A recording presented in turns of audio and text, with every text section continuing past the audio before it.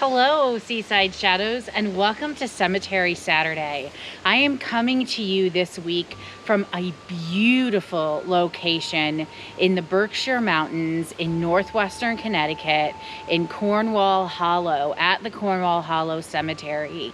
And I'm here with someone who has touched my life and my research in many ways. It's funny, this gentleman that I'm going to tell you about a bit today, he has eluded me somehow in a lot of the research I've been doing for my upcoming book. And it was bizarre at first that he eluded me because his importance in Connecticut was so grand. And now everywhere I go, I can't help but see notes about him, letters about him, thoughts about him, monuments to him.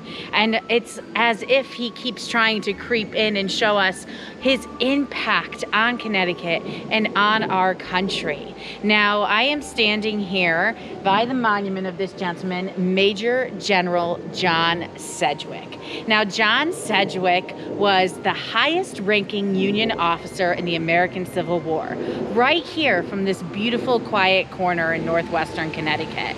Now, the Major General, when he was a young man, he went to West Point Academy, and he went with several notable others, not the least of which was General John Hooker, who was in his class at West Point, with whom he became acquainted. He was also acquainted with a Confederate general, Early, who also attended school with him. Now, they were pretty good in their class, all of them, but Sedgwick was considered one of the top men in his class. Prior to going to West Point, he had gone to the Sharon Academy, which was local. Now, he was considered to be part of a prodigious class because of all of the officers that were there that would go on to fight in the Civil War. Now, after his graduation from West Point, the first thing he did is what many of the other men who graduated from West Point did, was become involved in the Mexican-American Wars, which is where he would fight several times. Now, he served under Zachary Taylor, who would become the U.S. president when he was in the war, and he served in the 1st Cavalry. So being on horseback and serving in cavalry was always John Sedgwick's sort of home base and main claim to fame. And now he did this through the 1850s, and he was quite present as the tensions arose for the American Civil War. Now, he remained a bachelor. A lot of folks say, well, what about their personal life? He was actually considered a much coveted bachelor. Lots of women would have wanted to marry him. He had a nice, fine figure and a kind face. He was known to have good humor and be someone that everyone wanted to be around. But apparently, there was never anyone he felt suitable for marriage, and he was leading that bachelor and soldier life, and he was fully dedicated to this cause. Now, in 1861, when the war takes off, Sedgwick makes his way to Washington, D.C., and this is where he serves before anything starts escalating in the way of combat as an inspector general for the city of Washington, D.C., and this is where he gets promoted to be a brigadier general in August of that year. Now, he is set forth to command a division in Edwin Bull Sumner's Corps during the George McClellan Peninsula Campaign. And this is already where he starts getting wounded. He goes down to Virginia to a place called Fraser's Farm, which is going to be near the Battle of Newmarket in future years. And when he's fighting at Fraser's Farm, he gets wounded in the arm and the leg by bullet wounds. After that wound, in June of 1862, he's promoted to Major General on the 4th of July. How fitting, right? How patriotic for a man like him. After this, however, it's just 2 months or so when he goes to the Battle of Antietam in Sharpsburg, Maryland in September of 1862. Now, this was a really rough time for Sedgwick. He was given orders there, and the orders were to go in full force, and he was decimated by artillery and a Confederate flank attack. His entire forces were completely taken out from under him. They said that Sedgwick, however, was quite gallant and was wounded 3 times himself, even shot completely off his horse, being carried out from under him. However, he was taken off unconscious from the field after trying to hold on for as long as possible. Now, his dedication to his men and his dedication to the cause, even so early on in the war, made him a favorite among the soldiers. And the Union troops awarded a few of their leaders whom they came to know fondly or to trust with nicknames. And they nicknamed John Sedgwick Uncle John. So whenever the men referred to Uncle John, that is who they were referring to and who they wanted to work under. And in fact, he was considered one of the generals who had the least complaints and who was the most relatable when it came to working with his men. Now, it was only 90 days after the horse he's on and he falls off and he's shot out from under him and all of this. 90 days after this is when he reports back to duty. When this happens, he goes with John Hooker, who he had graduated from West Point with, and now leads the Army of the Potomac with him. And Sedgwick is given command of the 6th Corps. We can see that honored right here on his grave, the 6th Corps with the cross. Now, after the 6th Corps assignment, he makes his way to Chancellorsville, and this is going to happen in May of 1863. And this is when Sedgwick is in charge of a group of men at a location called Mary's Heights, and he leads them right above Fredericksburg, and he is fighting at this point against Jubal Early on the Confederate side and his men. He does his best at Chancellorsville. They even at Chancellorsville have the Confederate demise of Stonewall Jackson, a general on that side, but it's by friendly fire. And Chancellorsville ends up being a brutal defeat of the Union. And a lot of folks forget that despite having more people and more weapons, there were some things that the Confederates had, being at home in Virginia, knowing the lay of the land and having experience with weapons that some of the Union guys didn't have. And this is what was also happening at Antietam. These Confederate sharpshooters are taking out a lot of these Union men who are coming with a great education, but not a lot of combat experience unless they're generals like John Sedgwick. And there are a lot of young men that are being handed weapons a little too soon. So John Sedgwick is in charge of a group of young men that he's doing his best to protect, but don't necessarily have the wherewithal to fight in this fierce combat that they find themselves in. But Sedgwick, always wanting to make sure he can lead forward and be protective, takes Chancellorsville as a lesson and makes his way about 2 months later to Gettysburg, Pennsylvania.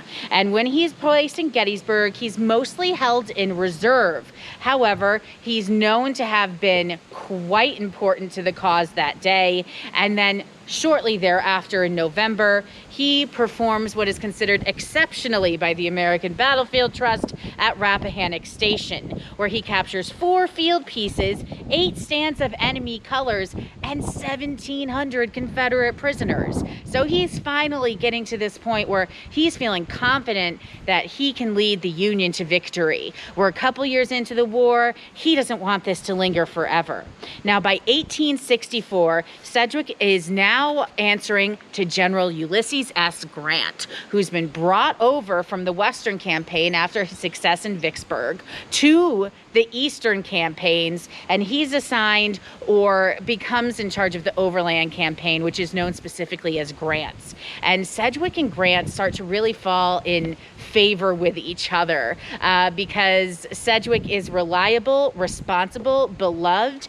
Grant loves their similar ability to hold calm feelings in the face of combat, be able to stay present for their men without getting panicky. And Grant favors him much more than his classmate Hooker, because Hooker is one who can't make up his mind on what he wants. He wants a lot of accolades. He's kind of a bit hard to manage. And so Grant and Sedgwick really get along quite well because of their similar personalities in the opposite direction of what Hooker is. So Sedgwick finds himself in Northern Virginia again in May of 1864, and he finds himself in the same area just a mere couple miles away to where he was at Chancellorsville when he comes for the battles of Wilderness and the battle at Spotsylvania Courthouse.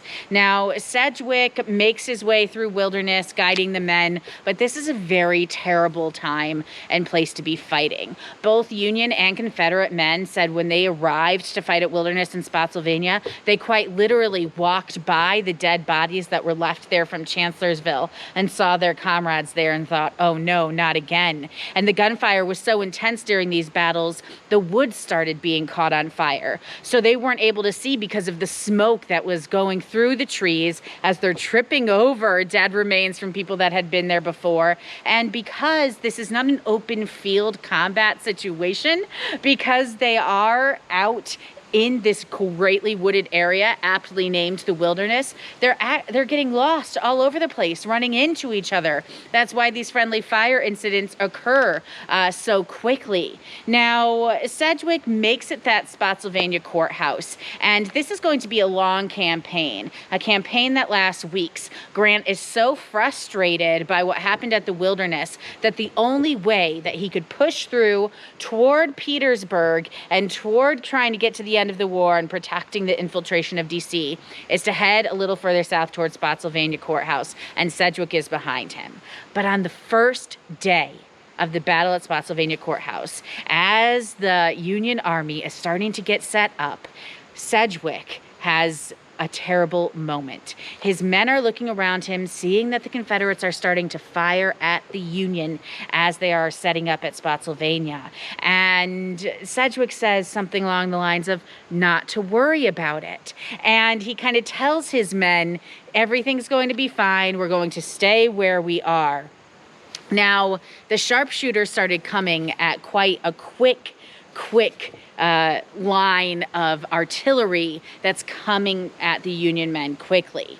Now, it is said Sedgwick strode around in the open and was quoted as saying, "What? Men dodging this way for single bullets? What will you do when they open fire along the whole line?" And he thought that his men were being flinchy, taking this a little bit too quickly. And then he looks at one of his men and he says, "They couldn't hit an elephant at this distance." He's saying they are way too far away. You guys are panicked. And those almost, in a sense, became fated last words. And all of a sudden, the men heard a gunshot. And they say when you hear it, it's too late. That means it's hit, right? And they heard it, that quick whizzing power coming by their heads.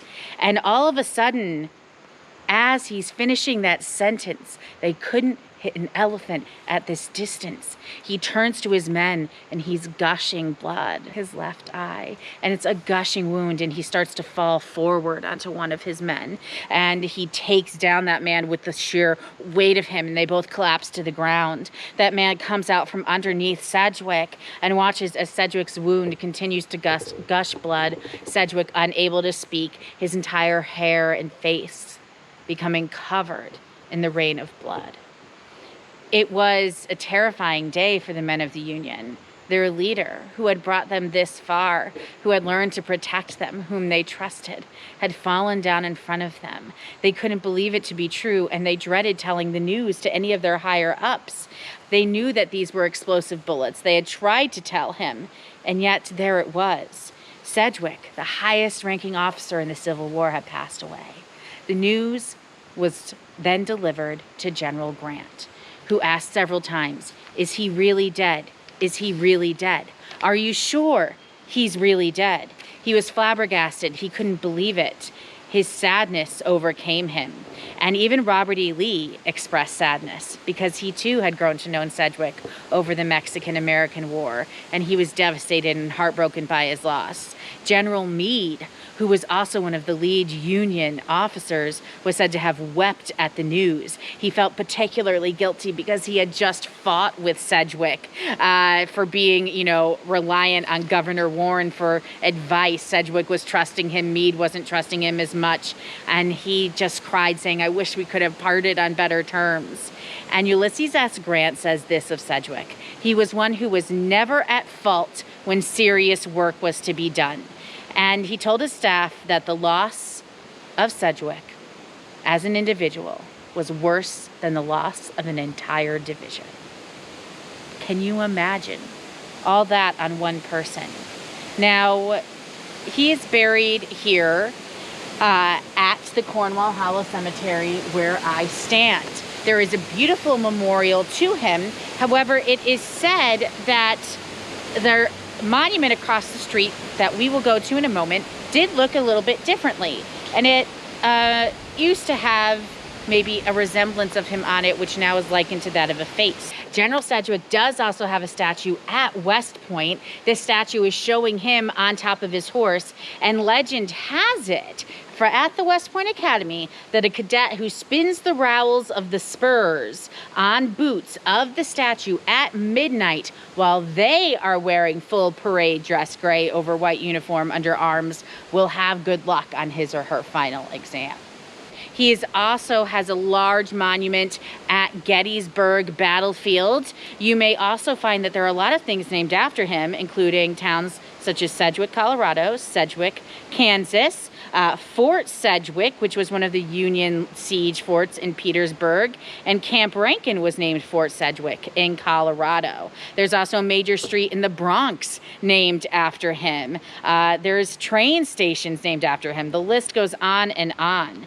Now, Sedgwick's impact, like I said, is enormous because when we think of the Civil War, there's so many soldiers that we think of and so many perhaps generals, but sometimes these Union generals who maybe weren't as well known as the ones on the front line at Gettysburg or other big battles, they become almost lost to history. And if anyone shouldn't be lost to history, it's Major General John Sedgwick. Now, the Major himself has a beautiful monument across the way that we'll bring you to in a moment. I had the privilege of being able to visit this past week a monument that does sit at Spotsylvania Courthouse Battlefield, where he did receive that mortal wound and did pass away. Now, that monument, they say, is the one that inspired all the Civil War monuments in general. It was one of the first monuments that was put up for an individual after the Civil War. His men insisted that they have something to honor Uncle John where he fell. And when that monument was put up, it was actually the Confederates who said, look how the Union honor their men. Look what they do for them. Why haven't we honored ours in the same way? They truly love their officers. So this starts a movement on both sides of this conflict to start to honor individuals with monuments where they fought on the battlefields. And now when you drive through these battlefields or walk through these battlefields, you're going to see monuments not just to corps or brigades. You're going to see them to individuals that really left an impact, like Major General John Sedgwick. He is buried here among his family. All of his ancestors and those who were descendants of his family are buried around him. In fact, walking through here, it's hard not to find a Sedgwick, right? And some of his ancestors served before him. I think if I were to ask Uncle John what he felt, he would say that he died for a worthy cause and that this is the life he was meant to lead. So we'll give you a moment to look at this beautiful gravesite to him, where it looks like they just even laid down some honors for his name, and you have a beautiful GAR star here for him. And then we'll go across the way and introduce you to his monument.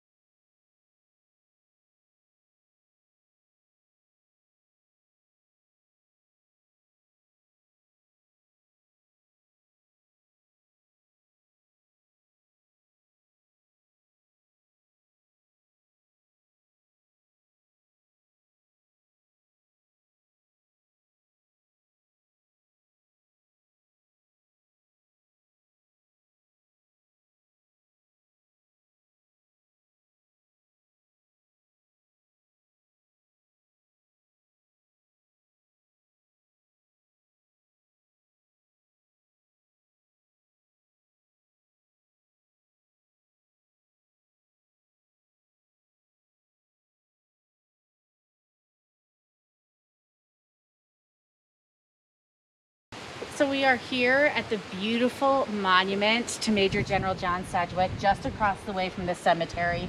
And we'll show you what we mean by just across the way. You get a beautiful view of Cornwall Hollow Cemetery right here by the monument that was built in his honor. And just across from his monument is a rock that lists all of the Cornwall veterans who fought in the Civil War.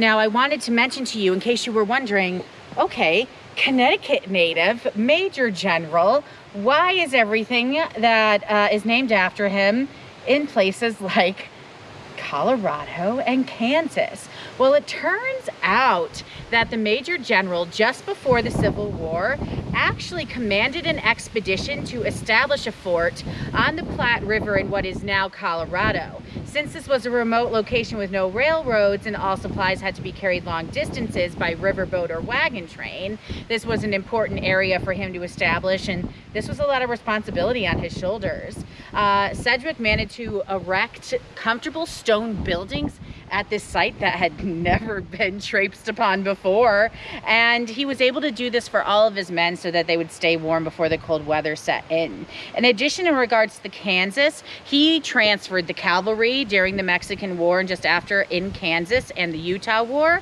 and in the Indian Wars. So he provided a lot there, and he was also serving in 1857 in an expedition against the Cheyenne.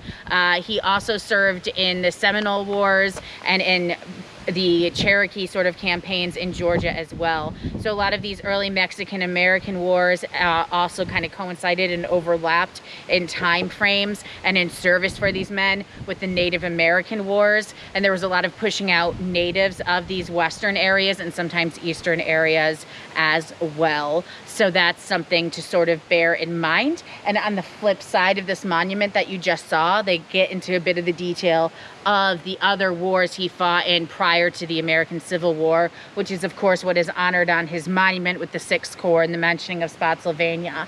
I also want to give you a moment to see on his monument here what it says, and I think it's the last 2 paragraphs that really strike me. A skilled soldier, a brave leader, a beloved commander, and a loyal gentleman. The fittest place where man can die is where man dies for man. And when I said that I felt like he really kind of exemplified that sentiment and would feel that his death was almost in a sense what he was meant to have died for, this monument even further solidifies that theory. So we'll give you a moment to see that, read that, gaze upon the monument from all angles. And while you do, I want to thank you for joining us on Cemetery Saturday, and feel free to follow us on YouTube to catch up on any other episodes, and know that I will be back, especially with more Civil War episodes, as I'm working on a Civil War series of books, and the first one is coming out this fall. We hope you have a wonderfully spooky weekend, and we'll talk to you soon.